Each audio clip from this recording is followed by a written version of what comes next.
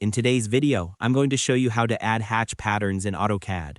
Whether you want to bring more detail and texture into your drawings or simply make them look visually appealing and professional, this step-by-step guide will help you do it easily and efficiently.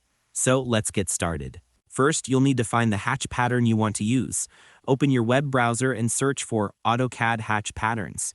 You'll find plenty of websites that offer free downloadable options from simple lines and bricks to complex decorative designs. Once you've found the perfect pattern, go ahead and download it.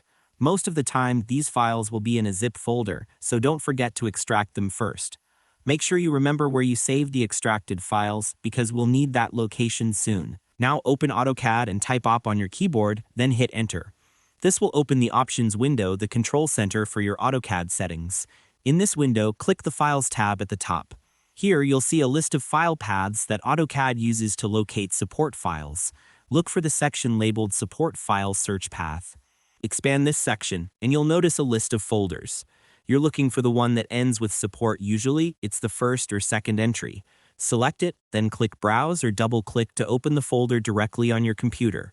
This is where AutoCAD keeps all of its hatch pattern files. Next, find the PAT file you downloaded earlier. This is your new hatch pattern. Simply copy and paste or drag it into the support folder. Once it's in place, click OK to close the options window and save your changes. Now, let's put that pattern to work. In the command line, type hatch and hit enter. This will open the Hatch Creation tab. On the ribbon, look for a small arrow icon near the section labeled Options. Click that to open the hatch and gradient settings. In this new window, look for the Type drop-down menu and select Custom. This tells AutoCAD that you're using your own pattern instead of the built-in ones. Next, click on the little swatch, the preview box. Your newly added pattern should now appear in the list. Go ahead and select it, then click in your drawing area to apply the hatch. You'll instantly see your design filled with a new custom pattern, giving your project that extra level of style and precision. You can even adjust the scale and angle of the hatch until it looks just right. And that's all there is to it.